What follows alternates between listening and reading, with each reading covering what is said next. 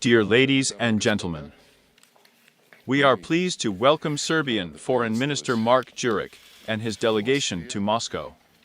Министра иностранных дел Сербии Marko Đurića и его делегация. We had good talks, frank, trusting, as it always happens in communication with our Serbian friends. Cooperation between Serbia and Russia is developing in all key areas, and it is happening systematically. It is very important that our partners in Belgrade have not joined the sanctions campaign unleashed by the West against the Russian Federation. They understand the root causes that forced us to launch a special military operation after many years of warnings. And we will evaluate Serbia's balanced and sovereign foreign policy based on national interests.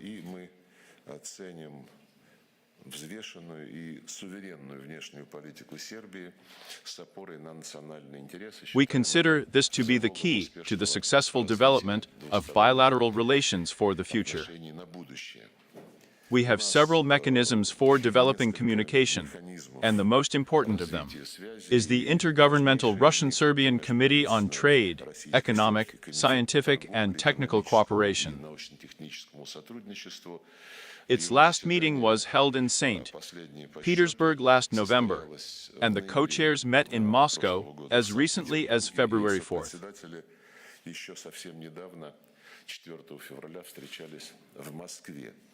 We considered a wide range of topics, from the need to give an additional impetus to trade and economic cooperation, to increase trade turnover, which slightly decreased in the first 10 months of last year compared to the same period of the 23rd.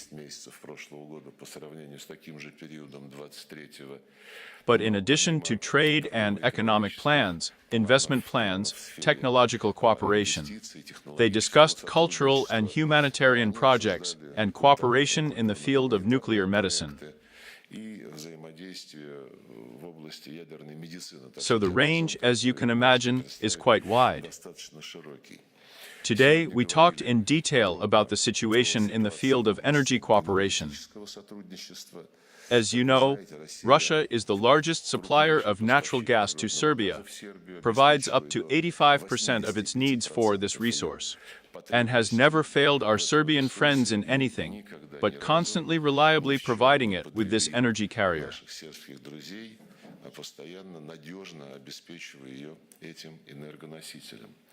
Our legitimate, mutually beneficial cooperation, I emphasize once again, is not liked by certain forces in the West. And these forces do not give up trying to reshape the market position by resorting to unfair methods of competition.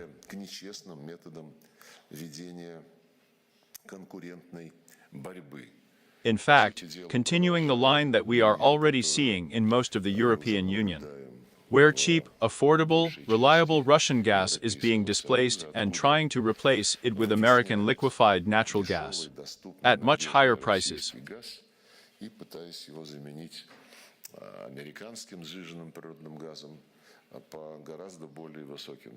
And the European leaders themselves are already beginning to talk about this out loud. And today, we are faced with a situation where those who are used to unfair competition are trying to entangle our joint Russian-Serbian enterprise, the Serbian oil industry, with restrictive measures.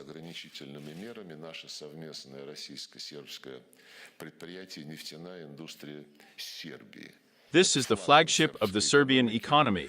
It is literally being forced to refuse to cooperate with Russian investors. And in this regard, we agreed with Serbian friends to continue working together in order to prevent damage to our common interests. We confirmed our commitment to developing ties in other areas as well. In particular, we will open up new areas of work in the fields of healthcare, innovation, and high technology. In all these areas, a solid regulatory framework has been created in recent years. On our part, we confirmed our readiness to deepen cooperation, including taking into account the large-scale plans of the Republic of Serbia to modernize transport and other infrastructure, in connection with the specialized exhibition Expo, which Belgrade will host in the 27th year.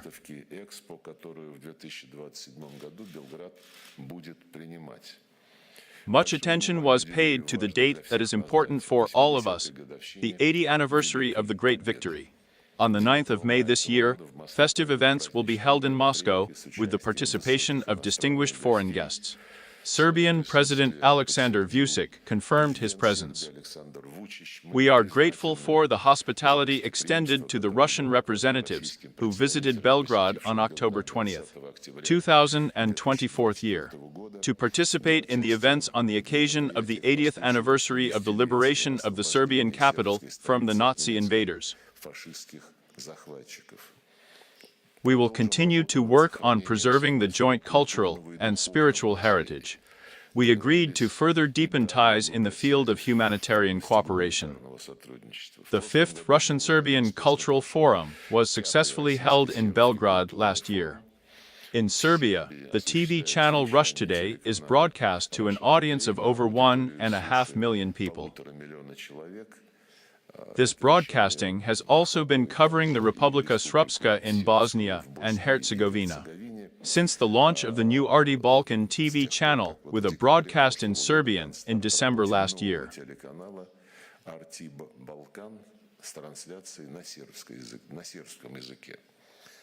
The Russian-Serbian Humanitarian Center in Nis is successfully operating. It was created in the 2012 year and since then has repeatedly proved its effectiveness for eliminating the consequences of natural disasters and other emergencies. On the basis of the center, we also talked about this today, with the participation of the Ministry of Emergency Situations of Russia. The creation of a new training ground equipped with Russian equipment is being completed. The completion of this work will make it possible to turn the Russian-Serbian Humanitarian Center into a truly unique regional platform for training specialists in the field of civil defense. Of course, we talked about topical issues on the regional and international agenda. In our interaction on the world stage, together with our Serbian friends, we are guided by the principles of the UN Charter in their entirety, in their interrelationship. We advocate the formation of a more just, equal world order, for the implementation in practice of the fundamental principle of sovereign equality of states, which is enshrined in the very first article of the Charter of the United Nations.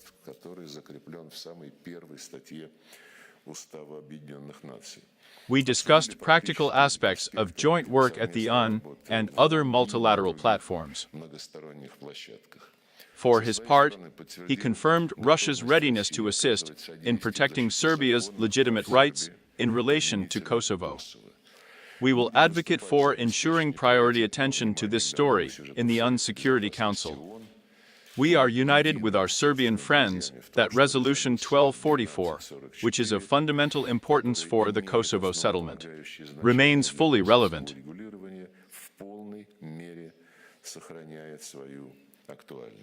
We discussed the situation in southeastern Europe, and in a broader context, we support the course of the Serbian leadership to build constructive, good neighborly relations with all countries of the Balkan region, including, of course, Bosnia and Herzegovina, with respect to which it is necessary to strictly implement the Dayton agreements approved by the world community.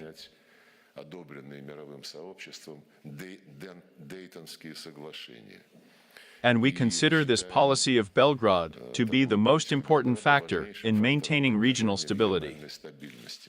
At the same time, today we have confirmed the position repeatedly expressed by our ministry and the Russian leadership. In support of the efforts of the Serbian leadership, President Vučić personally, to prevent the destabilization of the situation in the country. President Vučić cited concrete facts of gross interference of foreign states in Serbia's internal political processes. We condemn this practice and insist that the principles of non-interference in internal affairs be strictly observed by all, first of all by our Western colleagues who have long been building activities to use so-called non-governmental organizations for public money, including funds from the American Agency for International Development, to sway the situation in those countries where they want to have more influence in their favor, and ignore the fundamental interests of the peoples of the respective countries.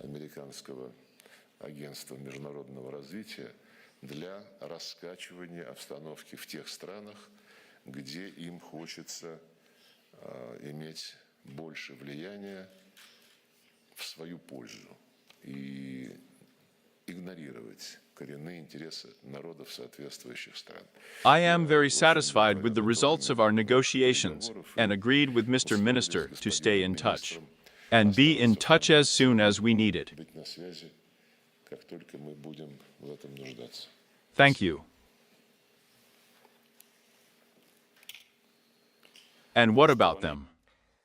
Dear Mr. Minister, dear colleagues, first of all, I want to thank you for the warm hospitality for the Serbian delegation here in Moscow. And since we Serbs love history, I will start with the fact that 2 days ago, we celebrated the anniversary of Serbian independence, the Serbian uprising against the Ottoman Empire, and in Serbia we remember these facts.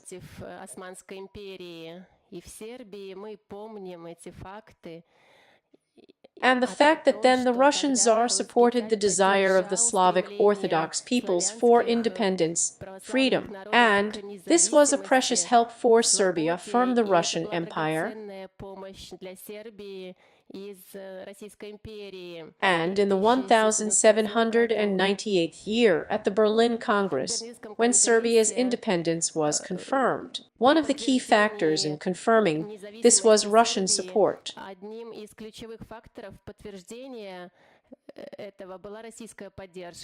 Of course, we also remember the events of the First World War, why there is a monument to Nicholas II in the center of Belgrade today, because then you provided us with great help. And we also remember the Second World War and the great victory.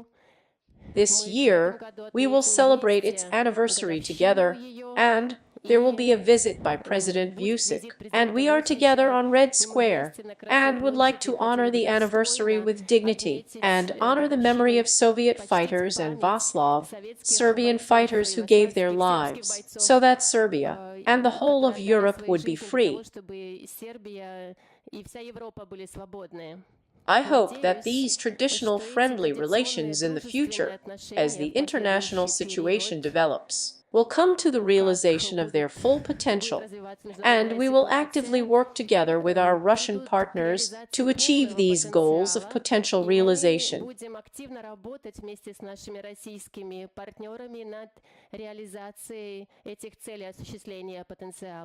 I am satisfied that we are now, at the beginning of the year, talking about how to give an additional impetus to our cooperation. Recently, the 20th anniversary meeting of the Intergovernmental Commission on Trade, Economic and Other Cooperation between our countries was held, and the economic cooperation that exists needs to be further developed in the future. Flights that are operated between Belgrade and Moscow, St. Petersburg, and other Russian cities such as Kazan, Sochi. This is a great opportunity for various kinds of exchange between our countries. I invite as many Russian citizens as possible to come to Serbia.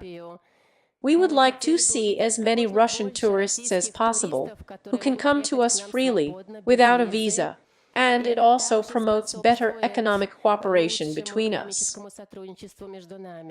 I would also like to emphasize that we, of course, talked about strategic political topics. Serbia conducts its policy independently and independently.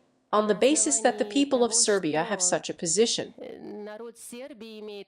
The people of Serbia want to see their country independent and free, and that is why I thank our friends in Russia for their support when it comes to the territorial integrity and sovereignty of Serbia on the issue of Kosovo Metohija. It is today, 17 years ago, that international law was violated in the case of Serbia. Kosovo Metohija was the unilateral declaration of independence of the so-called Kosovo.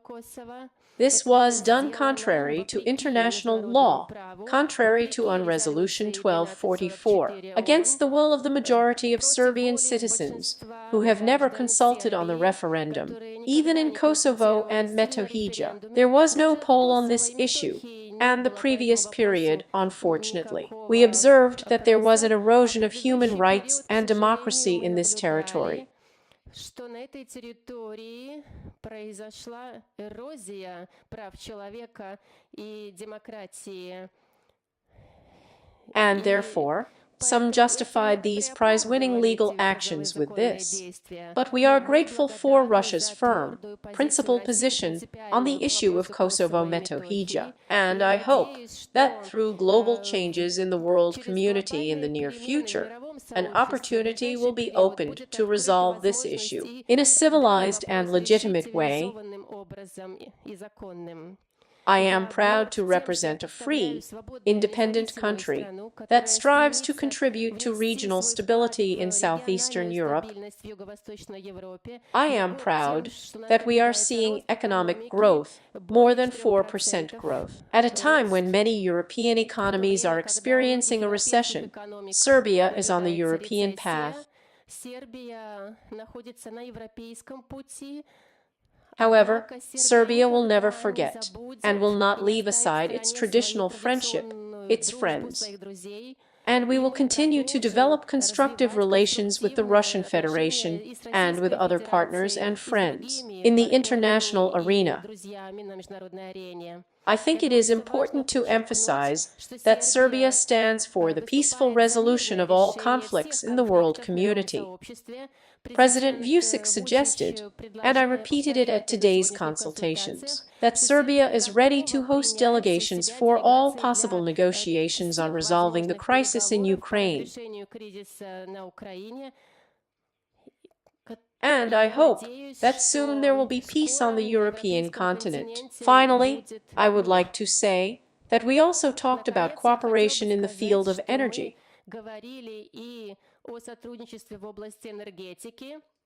It is very important for Serbia that it can count on the support of our Russian friends in the issue of stable supply of natural gas and other energy.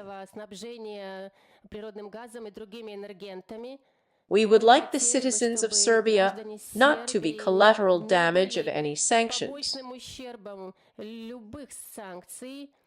In principle, we do not support sanctions as a mechanism of influence in general, because in the 90s we had the opportunity to feel it for ourselves, and then our people were victims of sanctions. Today, in our time, we don't want to allow anything like that. And we think it is important for us that the citizens of Serbia do not suffer any consequences because of the sanctions against the company NEC. And we will continue our conversations on this topic. And President Vučić will talk with officials in the Russian Federation on this topic.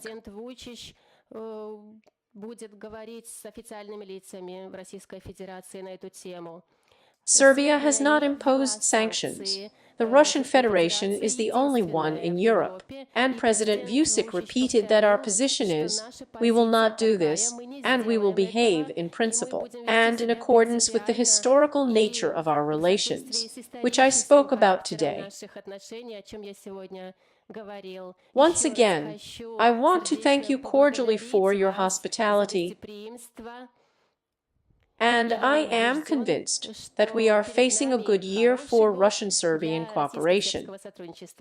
Viktorovich, Anastasia Efimova, Russia 24, the news of literally the last hour. According to the Kremlin, on behalf of the president, you are going to Ariyat to participate in Russian-American negotiations. It's true.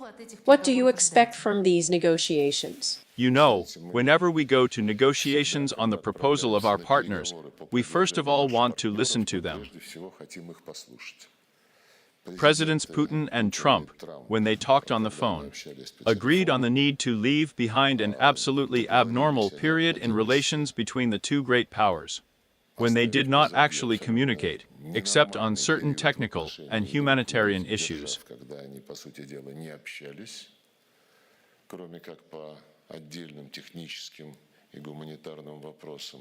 And the presidents agreed that the dialogue should be resumed on all issues that can be settled one way or another with the participation of Russia and the United States.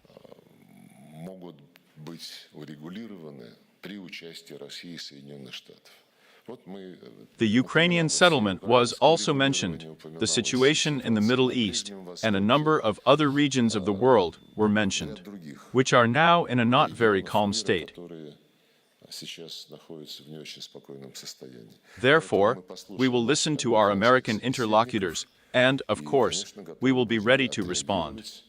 Then we will report to our managers, who will make decisions about the next steps. Television.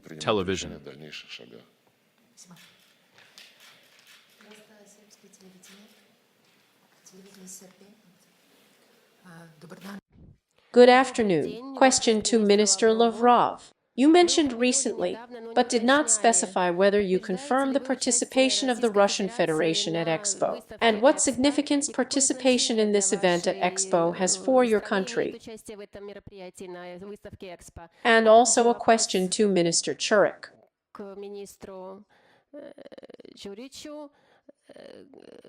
Many countries cannot boast of good relations with Moscow, with Kiev. How do you see Serbia's participation in this world path? Take part in the Expo 2027 exhibition in Belgrade. We accepted this invitation with gratitude. Today, Mark Đurić confirmed that they are waiting for us there and, I take him at his word, promised the best territory in the center of Belgrade for Russian behavior.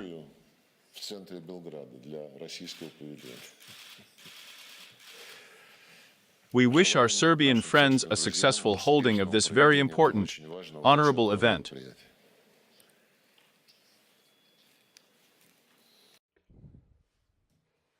Thank you for the question, and thank you for the answer. In connection with Expo 27, it will be an honor for us. Russia will be represented at this exhibition.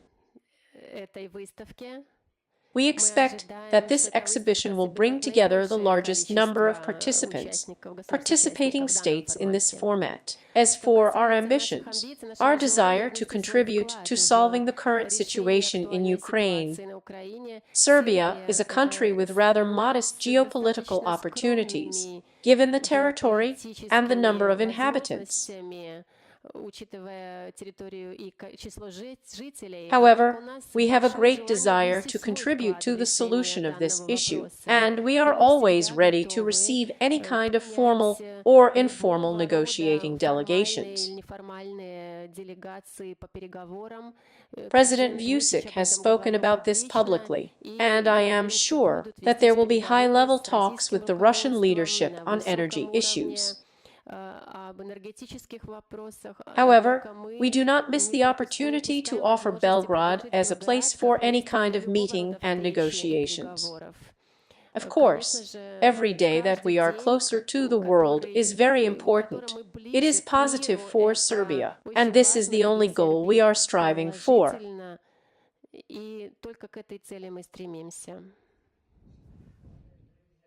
Good afternoon, dear ministers. Sergey Viktorovich, how would you comment on the results of the Munich Security Conference? What caused the counter-statements of Western leaders that were studied during the conference about the need for participation in negotiations on Ukraine in the EU country? And we have one more question for you. The European Parliament's in the draft report on Serbia speak out against the opening of the Arti Balkan TV channel. What can I tell you about the attitude of the European Parliament towards Serbia and, more broadly, about European values? And Mr. Đurić? Maybe I will answer first, and then you will ask. As for the results of Munich and the conference, I can say the following. Everyone should be responsible for their actions. Каждый должен отвечать за свои поступки. And when someone has been creating lawlessness for many years, violating their own declared rules of equality, fair competition, presumption of innocence, inviolability of property, freedom of expression, ensuring freedom of access to information.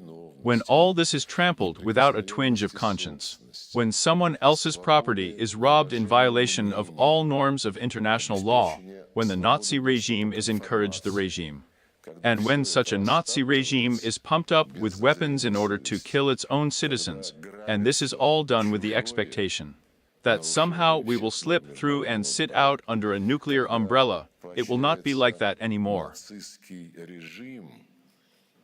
И когда такой нацистский режим накачивается вооружениями для того, чтобы убивать своих собственных граждан, и это все делается в расчете на то, что как-нибудь проскочим и отсидимся под ядерным зонтиком, так уже не будет. And you have to answer for your actions.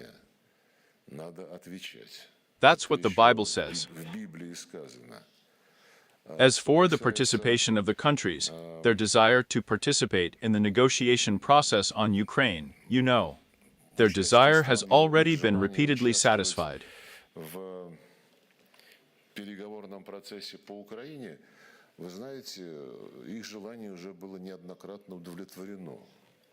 In February 2000 of the 14th year, the European Union, including France, Germany, solemnly signed an agreement between the then President of Ukraine Yanukovych and the armed opposition,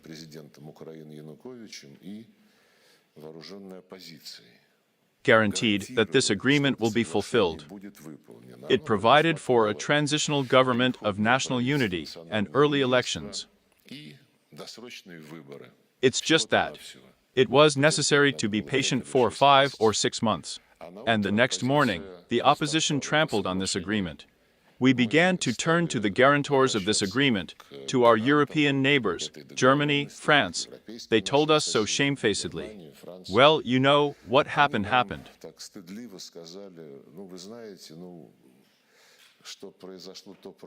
Sometimes democracy takes on bizarre forms in its development. So this was their first chance. The second chance, of course, is the Minsk agreements, when the leaders of Russia, France, and Germany. Ukraine spent more than 17 hours checking every comma in the document on the settlement of the Ukrainian situation, by granting a special status to a part of Donbass as part of a single Ukrainian state.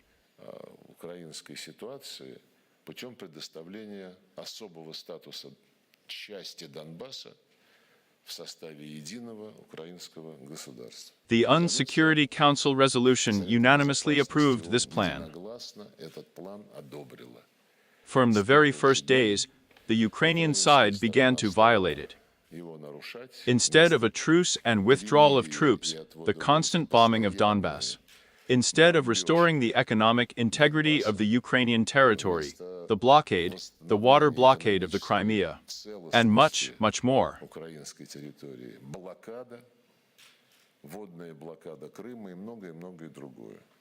And later, when Mrs. Merkel and Mr. Holland had already retired and began to communicate with journalists, they frankly admitted, and more than once, that they were not going to do anything at all.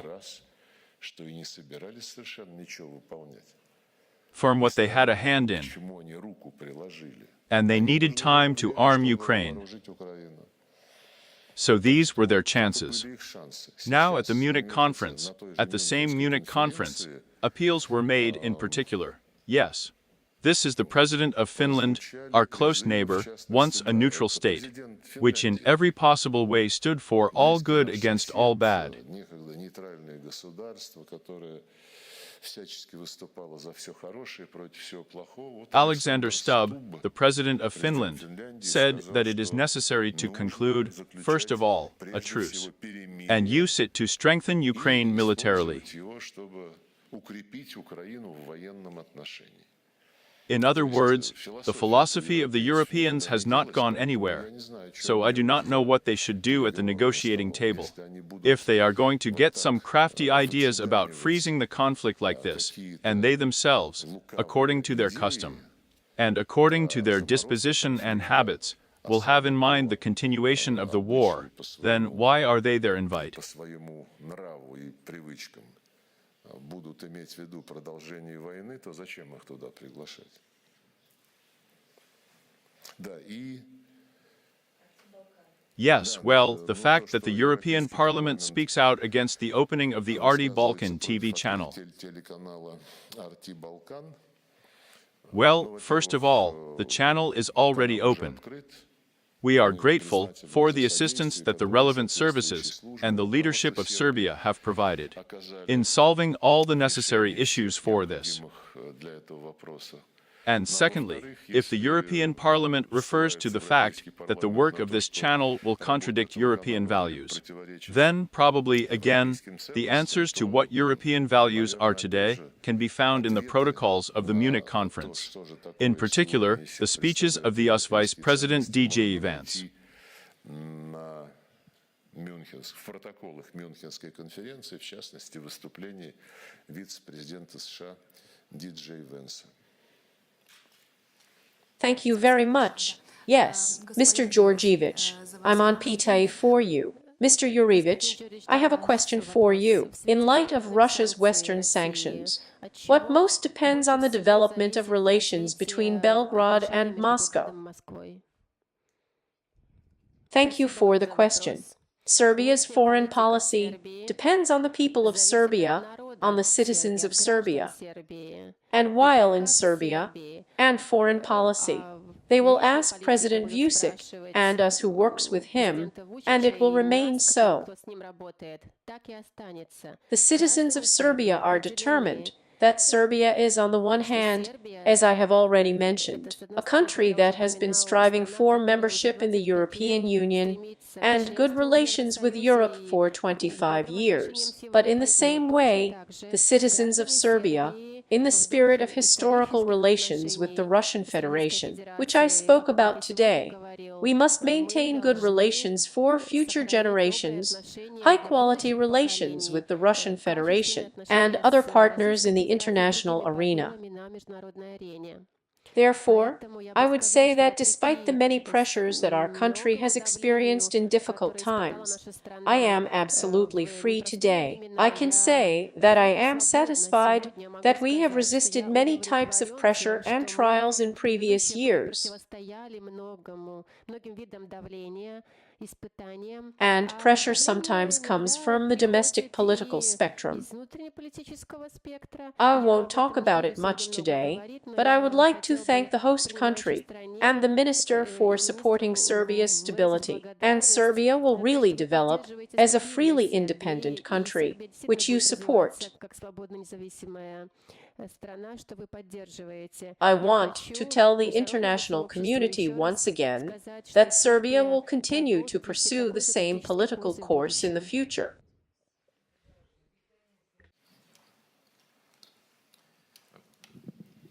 Thank you, Minister Lavrov.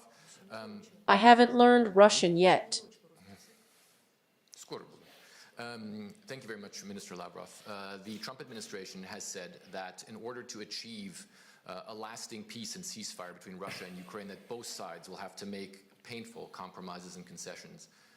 Are you talking about Denmark with Greenland or? Yes, I can speak English and Russian. Serve in Russian. In English. In English. Please. Thank you. Can I continue? Yes. Yes. Yes. So the Trump All right. administration has said that both Russia and Ukraine will have to make serious and painful compromises in order to achieve a lasting ceasefire and peace in Ukraine. Which territorial concessions, and in general, which compromises is Russia willing to make to achieve such a peace agreement? Compromises have been reached more than once during the Ukrainian crisis, primarily thanks to the efforts of the Russian side. Достигались не раз прежде всего благодаря усилиям российской стороны. This is the agreement on the settlement after the Maidan in February of the 2014 year, when Victoria Nuland and the US ambassador to Ukraine discussed the composition of the new government after the coup. США на Украине обсуждали состав нового правительства после госпереворота. By the way, even then, in the 14th year in January, I determined the place that the United States assigns to the European Union. In determining the fate of Ukraine, you remember. В определении судеб Украины, вы помните.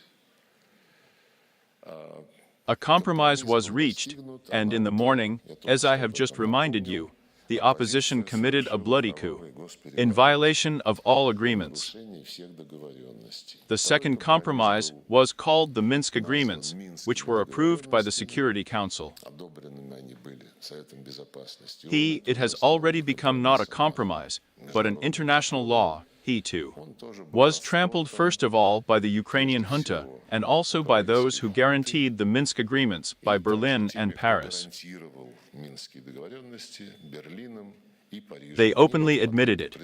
The United States has been watching with satisfaction what is happening from overseas, supplying weapons to the Kiev regime, and supports it in every possible way.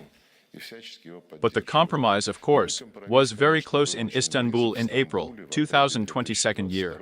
President Putin has spoken about this in detail more than once. So the American representatives, who are now talking in large numbers about how to approach the Ukrainian crisis. And it is still unclear who of them will be authorized by President Trump to speak on the Ukrainian direction. On behalf of the administration in Washington, they are also talking about compromises. Выступать на украинском направлении от имени администрации в Вашингтоне, они тоже говорят о компромиссах. It looks more and more like such a scientific dispute as it sounded at the Munich Conference. Звучало на Мюнхенской конференции. But they are really starting to mention the topic of territorial concessions. It is necessary to read history, and what does the president call for this?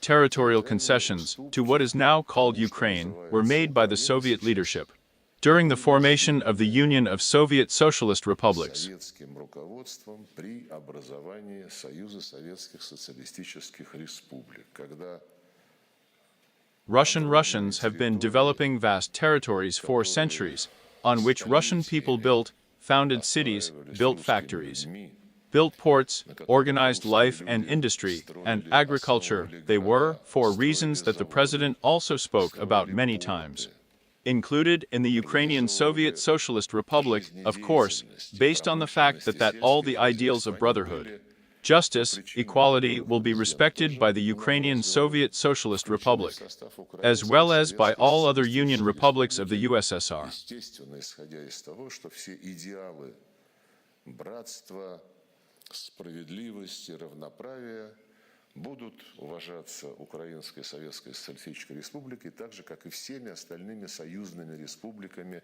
СССР.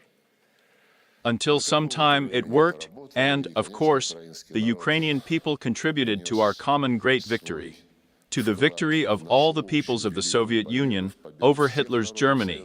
But then something went wrong, and nationalist sentiments matured in Ukraine slowly at first, and then we are quite open. Especially when the crisis of the Soviet Union came and the Soviet Union ceased to exist. Сначала потихоньку, а потом мы вполне открыты, особенно когда наступил кризис Советского Союза и Советский Союз прекратил свое существование. These nationalist, even Nazi sentiments, Bandera sentiments, the sentiments of those who were collaborators with the Hitlerite invaders, they began to grow stronger, they became less shy. They began to penetrate into public consciousness. Они стали крепнуть, их стали меньше стесняться, они стали проникать в общественное сознание. Work was started to recruit supporters, to create first underground and then open combat formations, which were adorned with the emblems of SS divisions. Боевых формирований, которые красовались с эмблемами эсэсовских дивизий.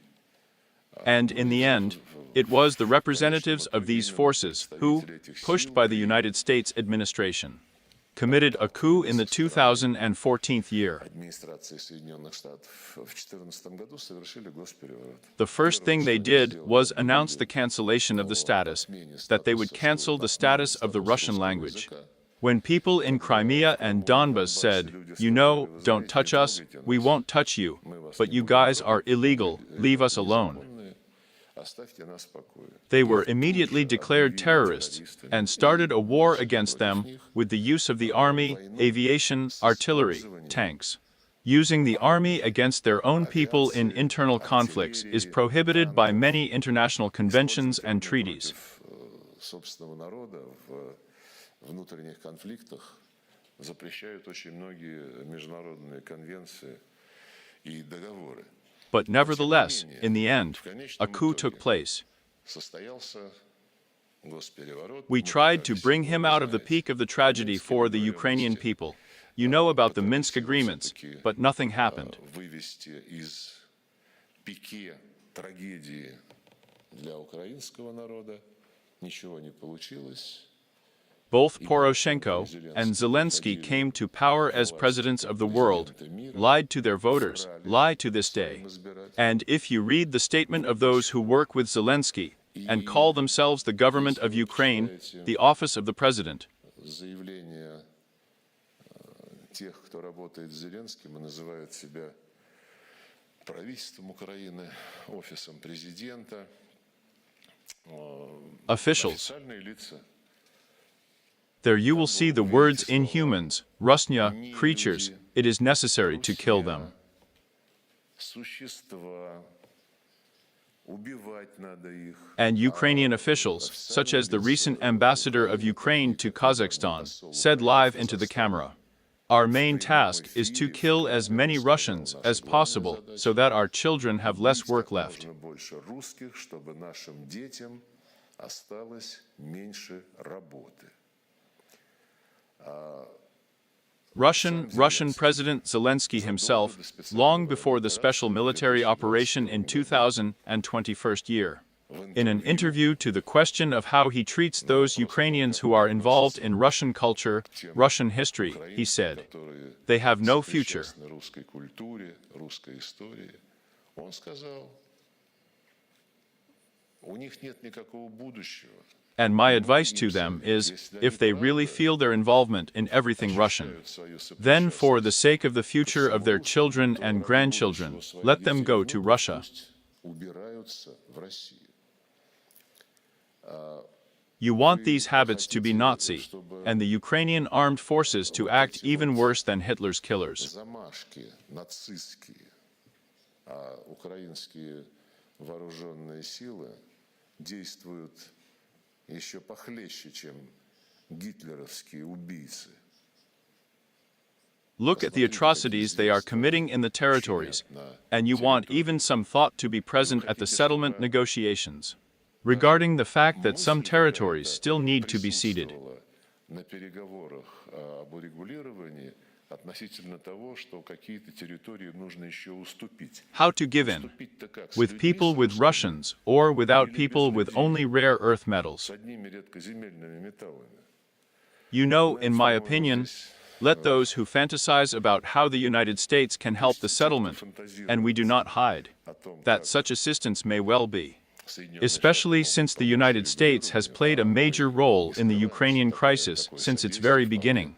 Может быть, тем более, что Соединенные Штаты играют главную роль в украинском кризисе с самого его начала. I mentioned how Victoria Nuland formed the coup government a few days before the coup. Путчистов за несколько дней до госпереворота. Still, it is better, if we are talking about serious diplomacy, to first understand the history of the issue, to see why the Russian language is banned in Ukraine, in all spheres of life, why the canonical Ukrainian Orthodox Church is banned there. And this is a gross violation of numerous conventions and Article 1 of the UN Charter. And to understand why none of the numerous no one remembers the initiatives that have been voiced from different parts of the world so far about these human rights, enshrined, I will say again, in the UN Charter, but they only say, territorial concessions are probably needed. Никто про вот эти вот права человека, закрепленные, еще раз скажу, в уставе ООН, не вспоминает, а только говорят, вот надо территориальные уступки, наверное. For what? In order for Russians to be destroyed there in the same way as they are being destroyed in the Kursk region and in other regions of the Russian Federation. Областях Российской Федерации. I'll probably stop here. So you don't think it's impossible to compromise the territory? I have answered you. And then we will translate it into English. Of course, there's probably a misunderstanding. And you would take this, but here on the heart. Thank you very much, of course. We commit.